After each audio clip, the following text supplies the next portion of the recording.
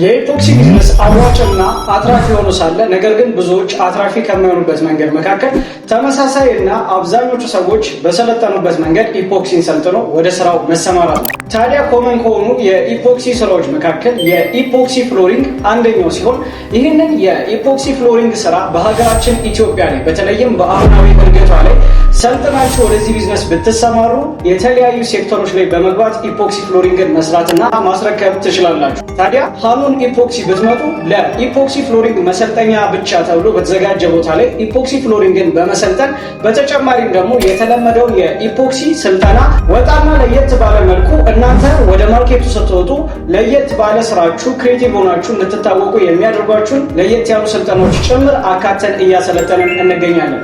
ታዲያ እኛ ሃኖን ኢፖክሲዎች ጋር መታችሁ መሰልጠን የምትፈልጉ ከሆነ በስልክ ቁጥር 0923 6361 11 ላይ አሊያም ደግሞ በ0910 1387 84 ላይ ሃኖን ኢፖክሲ ብላችሁ ብትደውሉ እኛን ማግኘት ትችላላችሁ።